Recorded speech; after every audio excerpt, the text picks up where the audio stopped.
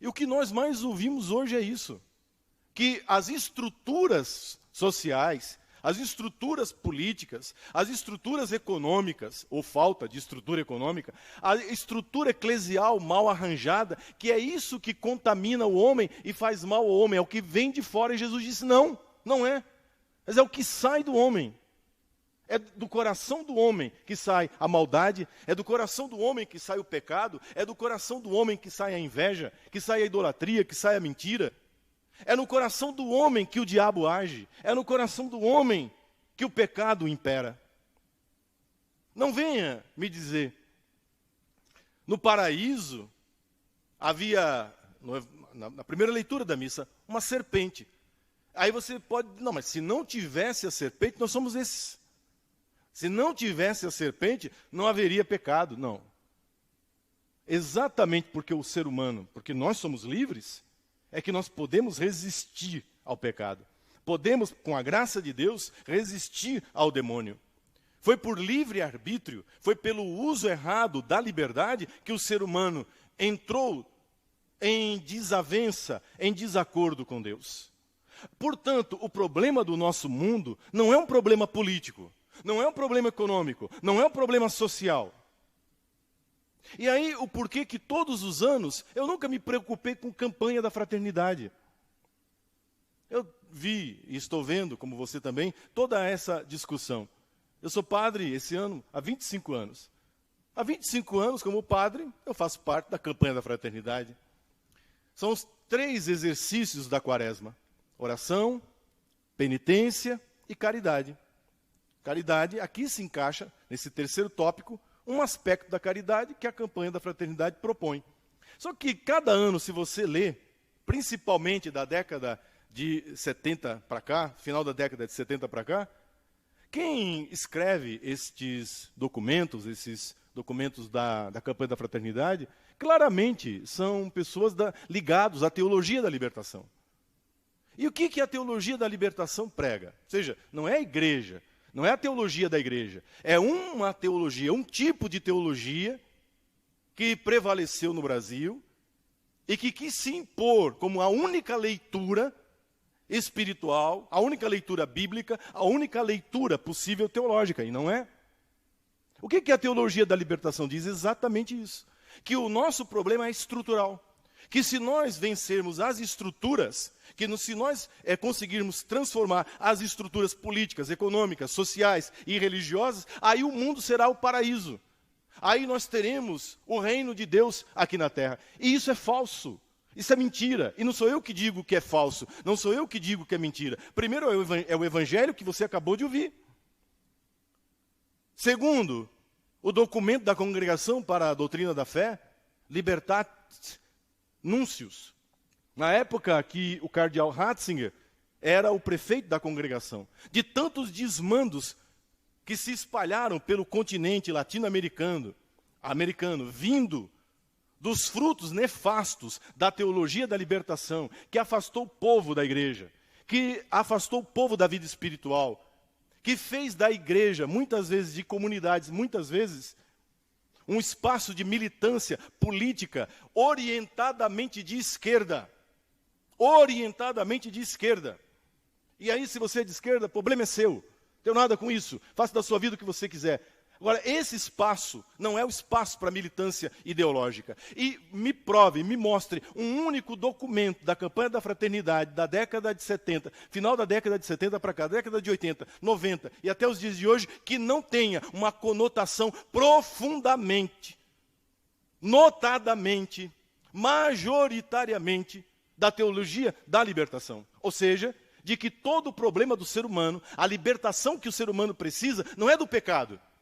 Não é a libertação das estruturas do pecado original, do pecado que habita o coração do homem, do ser humano, das nossas paixões, das nossas más inclinações, da nossa desobediência a Deus. E daí o porquê precisamos de vida de oração. Precisamos de vida de oração na presença de Deus para que o Senhor tenha misericórdia de nós e transforme o nosso coração. É o que mais vale, é a coisa mais importante dos exercícios quaresmais.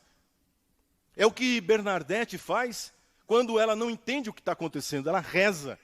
Ela se põe em oração. Essa é a primeira atitude do cristão, diante de um mundo com estruturas que são contrárias à vontade de Deus.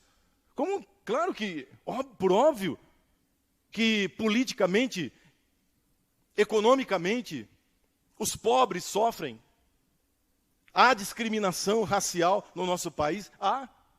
Com certeza, há homofobia e que precisa ser combatida. Mas, meu irmão, você pode ler nos documentos que essa teologia produz, e agora, escancaradamente, na campanha da Fraternidade de 2021, está por escrito na cartilha da campanha desse ano. Que o que eles acham, o que eles pensam é assim: não quero que tenha homofobia, não quero que tenha mulher apanhando, e não queremos. Então o que a gente tem que fazer? A gente tem que atacar a estrutura patriarcal, ou seja, traduzindo em miúdos, que o problema não está no coração do homofóbico. O problema não está no coração do homem mau caráter, machista. Que o problema não está no coração do racista, do xenófobo. Que o problema está na estrutura da família tradicional. É a família tradicional que é racista, que é xenófoba, que é homofóbica. Então, se eu desconstruo a família patriarcal, a família tradicional, aí então eu tenho a libertação. Acaba a homofobia, acaba o racismo, acaba as discriminações, e isso não é verdade. Isso é falso. Isso não é verdadeiro. Porque o problema não está na estrutura. A estrutura é reflexo do que está dentro do ser humano. É o nosso coração que está podre, é o nosso coração que não está sadio, é o nosso coração que está doente, porque não reza, porque não fazemos penitência, porque não nos arrependemos dos nossos pecados, porque não buscamos o Senhor, a sua palavra. Porque não buscamos o Senhor e a sua palavra, nós refletimos no mundo, nas estruturas do mundo, aquilo que está carcomido no nosso coração. É isso que Jesus disse. Vocês acham que o problema está fora? Olha, não pode comer isso, não pode comer aquilo. Olha, a sinagoga é isso. Olha, o problema do templo é aquilo. Aliás, é isso que eles dizem. Leia qualquer documento da teologia da libertação, qualquer livro dos autores, que eu não vou dizer o nome aqui. Eles dizem exatamente isso, que Jesus Cristo era um revolucionário. Jesus Cristo era um ideólogo político e que ele morreu não para salvar os nossos pecados, não porque ele se entregou para a nossa salvação, mas porque agitando e revolucionando o seu tempo, mexendo na consciência das pessoas, ele comprou briga com o Império Romano, ele comprou briga com as estruturas políticas de poder do seu tempo, e por causa de questões políticas, sociais e econômicas, é que ele foi morto. E, portanto, se nós queremos estar no segmento de Cristo, nós temos que repetir o que Cristo fez. Ou seja, entrar em conflito político, social e econômico. Quem ensinou isso? Foi Jesus de Nazaré?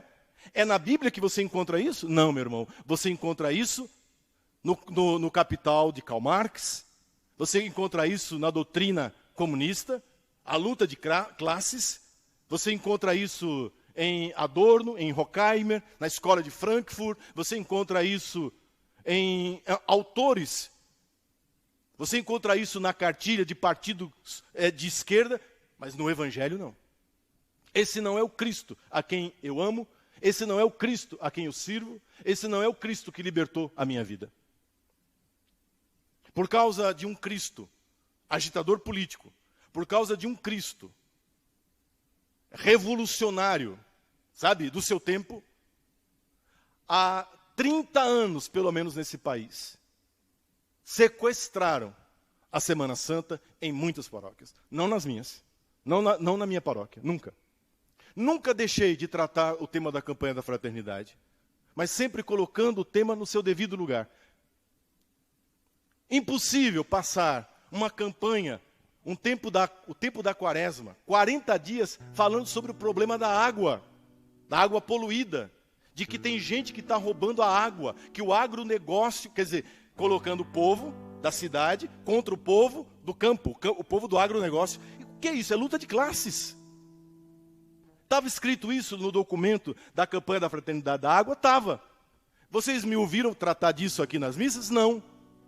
Por quê? Porque eu tenho critério, porque eu tenho bom senso, porque eu sei que por trás daquele documento está um tipo de teologia, está um tipo de mentalidade, que infelizmente, imperou dentro do secretariado, dentro das secretarias, dentro daqueles que são os responsáveis por executar os documentos e textos. Campanha ecumênica, mas espera aí, mas a Igreja Católica está presente? Um padre, um teólogo, que não seja da teologia da libertação, fez parte da confecção? Não, não fez. Então não tem ecumenismo. Você juntou 4 pastores protestantes, um padre, ou não sei quem foi, um teólogo ortodoxo, e um padre católico da teologia da libertação, que a gente sabe o nome, endereço e telefone de quem foi. Eles creem nas mesmas coisas. Eles acreditam nas mesmas coisas. Sabe o que seria uma campanha ecumênica? Chama os batistas para conversar. Chama a Universal do Reino de Deus. Chama. Chama a Assembleia de Deus, que é a maior igreja evangélica do Brasil. Sabe por que não chama? Porque eles são conservadores. Porque eles são contra o aborto. Porque eles são a favor de uma família estruturada sobre os valores bíblicos. Então eles não vêm, porque não combina, entende?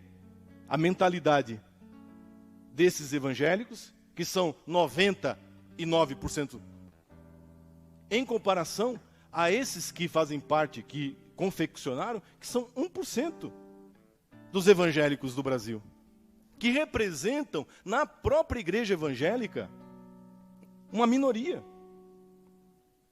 Não são as estruturas. Santa Bernadette é a prova disso. Essa menina tinha tudo para ir para a marginalidade, para se transformar numa prostituta, para vender o corpo dela num cabaré francês, como haviam tantos naquela região. Bernadette Sobiru era para ter se criado com ódio da família, com ódio do pai, com ódio da mãe, com ódio dos irmãos, talvez fazendo parte de um núcleo anarquista, um núcleo bolchevista, né? Um núcleo que havia naquela época, do Partido Comunista Francês. Não. Uma menina, uma moça que se abre para a graça de Deus e que compreende que o problema está no paraíso. Começou quando o ser humano fez a sua primeira opção e fez errada. E fez egoisticamente. Se a troca, a mudança de estrutura econômica, política, social, trouxesse o reino de Deus para essa terra, a Suíça seria o reino de Deus. Os países da Escandinávia seriam o reino de Deus. O Japão seria o reino de Deus aqui na terra. Porque política, econômica, socialmente, eles estão muito bem estruturados. A Finlândia tem o melhor IDH do mundo. Mas a Finlândia não é o reino de Deus na terra. Quando nós olhamos a aplicação, escute, a aplicação dessa cartilha marxista da luta de classes, quando esta política, quando essa economia é aplicada, o que nós vemos é genocídio, o que nós vemos é morte, o que nós vemos são governos totalitários e criminosos, aqui pertinho de nós, fazendo fila para comer sobra do supermercado, aqui pertinho de nós. Entende? Como assim? E Bernadette, entendendo isso, compreendendo isso, se ajoelha diante do sobrenatural e entrega a vida inteira a Deus, pelas mãos de Nossa Senhora. Vocês acham que essa mensagem não é para os dias de hoje? Vocês acham que Nossa Senhora de Lourdes não tem uma mensagem atualíssima para esse momento que estamos vivendo? Bernadette viveu a vida inteira doente, fisicamente doente. Quando ela ficou paralítica na cama, uma freira chamou o padre para dar a unção.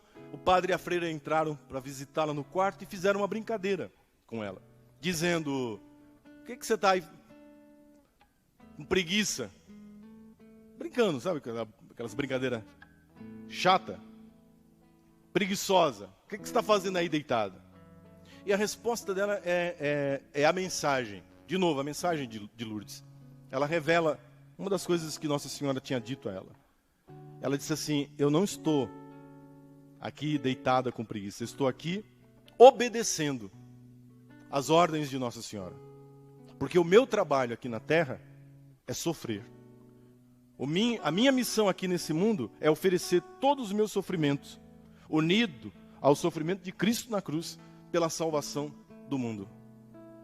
Eu estou aqui no meu trabalho, no meu ofício.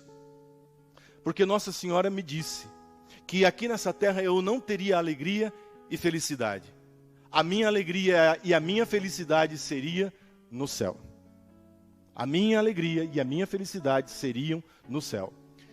Essa frase, se você disser essa frase para um teólogo da libertação, para um católico de esquerda, ele cospe na sua cara se brincar.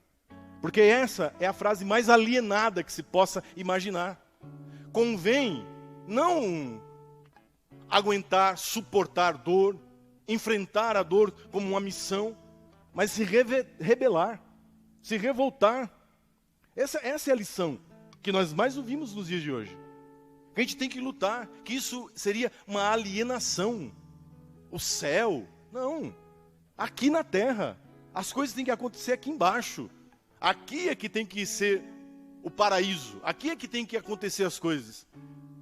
Que isso seria um tipo de religiosidade alienante, que tira da igreja, que tira do cristão o seu caráter de mudança, de profecia da sociedade. Lourdes é uma grande alienação para essas pessoas. O sofrimento de um doente é inútil. Um bebê no ventre da mãe não vale nada. É um empecilho que precisa e pode ser descartado. Entende? Um patrão não é alguém que está servindo a Deus através do seu empenho em colocar a sua riqueza a serviço da sociedade. Não, é um inimigo que precisa ser derrubado. É alguém que precisa ser questionado. É alguém que precisa ser retirado. Em nome da igualdade. Quando na realidade nós sabemos que não há igualdade. Nunca houve igualdade. É exatamente na solidariedade, na compaixão que nós temos uns para com os outros que Deus se manifesta. Que não vai ser derrubando ninguém, que eu vou a lugar nenhum. Essa é a mensagem de Lourdes. O Papa Francisco repetiu isso agora na mensagem aos enfermos, porque amanhã é o Dia Mundial dos Enfermos, porque é dia de Nossa Senhora de Lourdes. Na mensagem do Papa, o Papa diz exatamente isso, que, veja, se tudo se resume à revolução, à transformação política, social, onde ficam os doentes? Esses que agora não podem fazer nada. Eles são inúteis, eles são descartáveis, porque nós estamos caminhando para isso. O ser humano está se tornando descartável. Se ele não é um agente de transformação, se ele não é um agente político, se ele não é um agente social, então não serve, não tem serventia, pode ser eliminado. Olhe, veja a que ponto nós chegamos. Veja para onde a humanidade está caminhando. De um lado, esse capitalismo selvagem, entende? Que só vê dinheiro, que só vê lucro, desalmado, sem coração. E do outro lado, o ódio, o ressentimento, a revolução.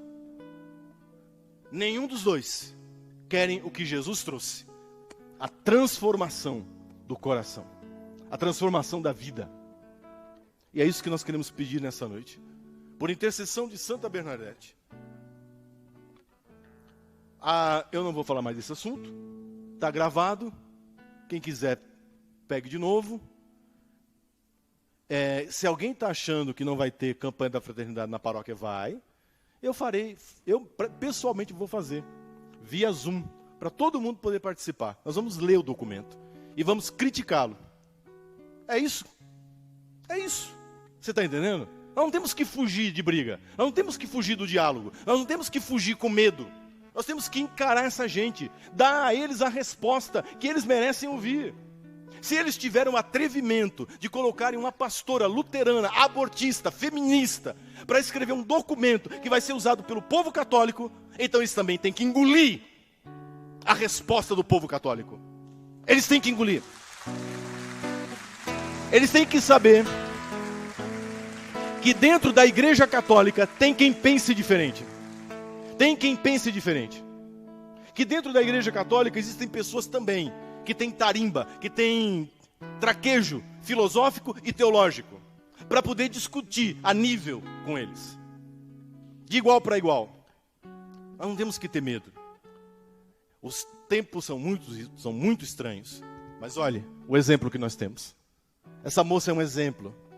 A coragem dela nos anima.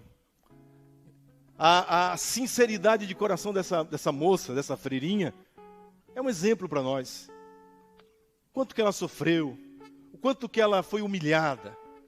E a gente, para fazer média, sabe, com o seu fulano, o seu cicrano, não pode mexer nisso. Eu vi, eu não tenho, mas me mandaram, sempre mandam, né?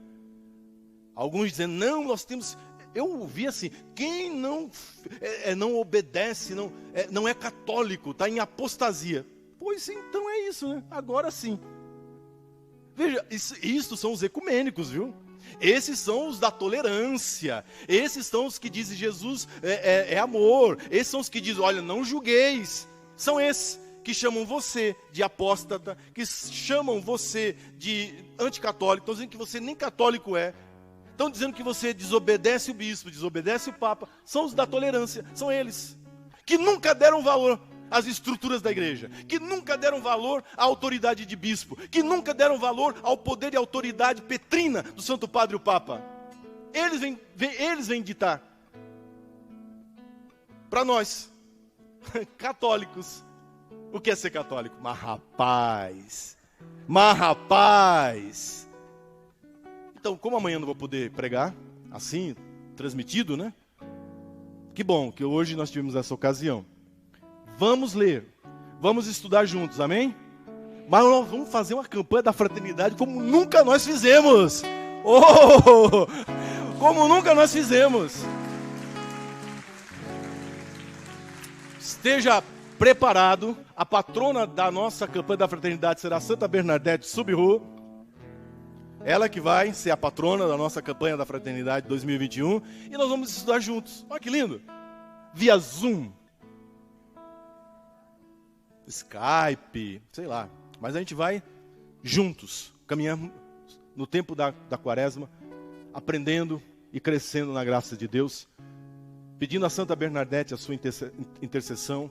E desejando, sinceramente, que esse acontecimento tenha sido, um estalo, tá bom? Eu tenho certeza que está dando um start na cabeça de muito católico que não tinha percebido que tem alguma coisa errada, que há algo de podre no reino da Dinamarca e que está na hora da gente acordar e começar a responder, não com briga, não com intransigência, não com intolerância, mas com a verdade do Evangelho. Conhecereis a verdade e a verdade vos libertará e verdadeiramente sereis livres. Viva Santa Bernadette!